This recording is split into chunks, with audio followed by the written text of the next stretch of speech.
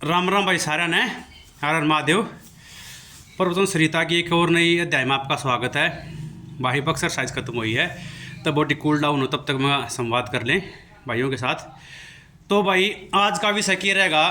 कई भाई पूछे जाएँ कि मन में हम प्रयत्न कर रहे हैं लेकिन बार बार गलत विचार या बुरे ख्याल है अपने जो भी हैं, मतलब आध्यात्मिकता से अलग जो विचार रहा हूँ, जो परमात्मा से अलग मन में विचार रहा हैं, वे सारे हमारे किसी काम के नहीं। तो वो किस तरीके से बोला ख़त्म करे जा सके हैं। तो ये बात आज हम बताओगे आपने कि किस तरीके से हम मतलब अपने मन में जो विचार आए हैं उन्हें हटा सकें हैं। तो भाई सबसे पहले तो हमने ये सोचना पड़ेगा कि हम परमात्मा का अंश हैं और परमात्मा के साथ ही हमारा संबंध है, और किसी भी इस संसार में मैं एक दूसरे के साथ हमारा कोई भी संबंध नहीं है।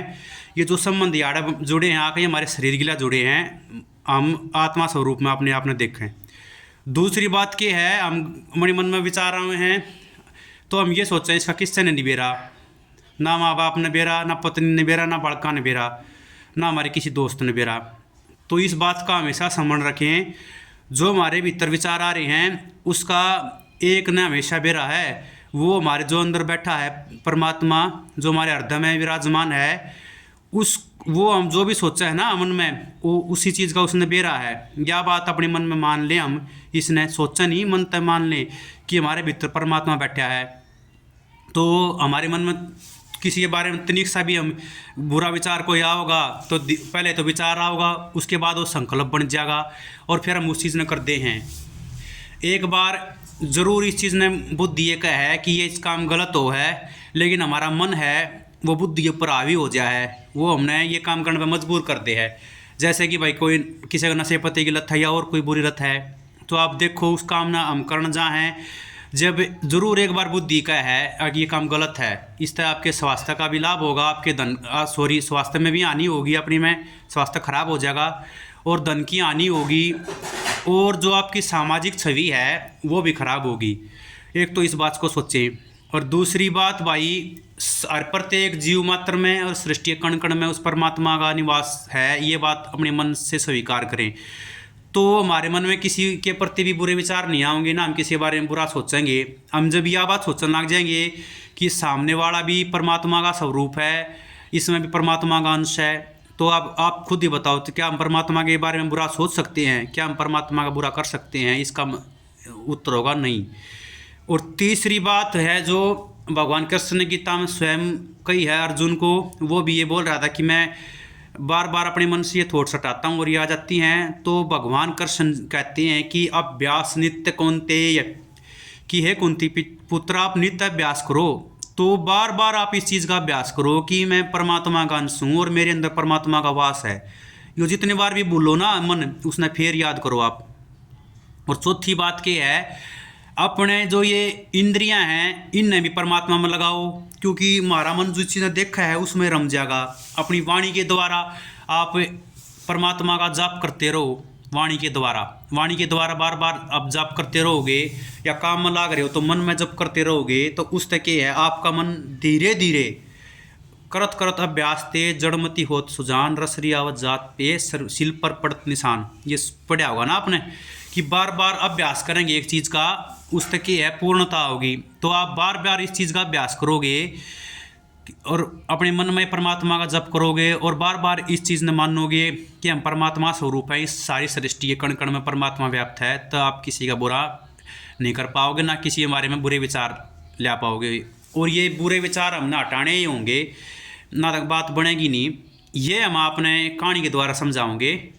तो क्या है भाई, मथुरा की बात है। मथुरा में आपने बेरा यमुना नदी बह हुआ है, तो उड़े 5-7 ने सान ने भांग पी ली, भांग भूंग उड़े मिल रही है, तो उनका नशा हो गया। तो वे ये सोचने लगे एक आज तक प्रयागराज में, एक ने बोला भाई प्रयागराज में स्नान करना चलेंगे, प्रयागराज में नहाएंगे। दूसरा ने बोला भाई चलो, क्योंकि उसमें बुद्धि भ्रष्ट हो जाए आदमी की नशे में, बोला चलो प्रयागराज में नहाने चलेंगे। तो न बोला तीसरा चलो भाई जब कश्ती में बैठो। चौथा ने बोला किसी तरह भी ना बूझना, क्या जमुना जीत जाकर गंगा में इसका संगम होगा, उड़े प्रयागराज उड़े स्नान कर लेंगे। तो भाई सारे कश्ती में बैठ लिए और वो चप्पू ले गए और सारी रात मंडे रहे उसने ना उन्हें खे उन्हें सारी रात पसीना में पसीना हो रहा कति अंधेरे में उन्हें खे गए तड़का लिकड़ आया और तेई नु बोला रहा दिन सा लिकड़ आया और बोला के प्रयागराज पहुंच गए। दूसरा ने बोला हाँ भाई वो प्रयागराज का घाट भी बोला बिल्कुल मथुरा के ईसाई है, ईसाई मिलता जुलता हाल लग गया मनता है जयपुर मथुरा का घाट है नु ये प्रयागराज का घाट है। तीसरा ने बोला भाई पहुंच तक गई लेकिन मैंने दिक्कत सी लग गया है।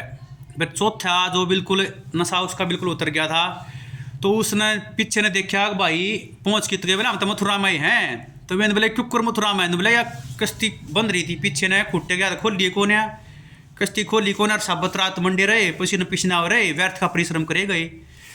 तो बोला खुट्टी खोल लिए कौन नाव खुट्टे पर हैं तो आगे बढ़िए कौन। तो वो हमारा हाल है भाई, जन्म जन्मांतर तय हम भी खुट्टे के बंध रहे हैं, इस संसार रूपी खुट्टे के बंध रहे हैं, हमारी आत्मा ही जेड़ में फंस रही है। और जब तक उसने खोलने का मतलब क्या है, जब तक परमात्मा का आसरा ना ले लेंगे स्मरण ना कर लेंगे। तो इस कहानी के द्वारा हम वो समझाना चाहे हैं कि आप जन्म जन्मांतर तय व्यर्थ का परिश्रम करे जाओगे ऐसे ही उसका कोई रिजल्ट नहीं निकलेगा, जित से उड़े रहेंगे इसकी जीवात्मा की दुर्गति नुए हो जाएगी।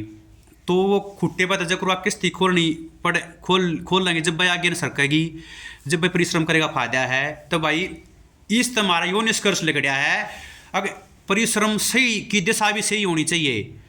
और तो कहने का मतलब ये है कि मतलब मन में तो सारे थॉट सारे विचार हैं बिना बात किए ये हटाने पड़ेंगे और इसमें परमात्मा का स्मरण करना पड़ेगा। जब यह हमारी जीवात्मा का खुट्टा खोलेगा, जब यह परमात्मा की तरफ बढ़ेगी ना तो यह जित से ना उड़े रही रहेगी और बार बार इस संसार रूपी चक्कर तक बाहर नहीं निकल पाओगी, नुए लक 84 में घूमती रहेगी और इसकी दुर्गति होती रहेगी। तो आशा करता हूँ कि भाई जिस भाई ने ये प्रश्न पूछा था उसने उसका उत्तर ज़रूर मिल गया होगा। और फिर भी कोई बात रहेगी तो भाई फ़ोन पे मत पूछा करो, फिर यह रिक्वेस्ट है कमेंट करा करो इस पे किसी भाई ने का कोई प्रश्न है या किसी बहन का कोई प्रश्न है या किसी माता का प्रश्न है, अपने माता पिता और दादा दादी बुजुर्ग हैं उनने भी जरूर इस चैनल को सब्सक्राइब कराएं क्योंकि ये उनके फ़ायदे की भी चीज़ है भाई। उन्होंने अपना सारा जीवन आप लोगों के भरण पोषण में अपना परिवार बसाने में और हम लोगों के उसमें दे दिया। उनने भी यह बात बेरा होनी चाहिए कि परमात्मा के स्मरण के बिना इस जीवात्मा की मुक्ति संभव नहीं है। भाई विस्तार तक समझाने में आज थोड़ी वीडियो लंबी होगी लेकिन आप तो फिर वही रिक्वेस्ट है कि चैनल को ज़्यादा से ज़्यादा शेयर करें और वीडियो अच्छी लगे तो लाइक करें और सब्सक्राइब करें। आप जिस भी प्लेटफॉर्म पर देख रहे हो, अगर यूट्यूब पर देख रहे हो तो सब्सक्राइब करें, फेसबुक या इंस्टाग्राम पर देख रहे हो तो फॉलो करें। और भाई अगर आपने इसमें कोई त्रुटि नज़र आवा है तो वो भी बताएं, हम उसने दूर करने का प्रयत्न करेंगे। और आप लोगों का फिर वही बोल रहा हूँ कोई प्रश्न है तो उसको कमेंट में बताएं, हम उसने दूर करने का मैं उसने प्रयत्न करूँगा भाई। राम राम भाई, सारा ने हर हर महादेव।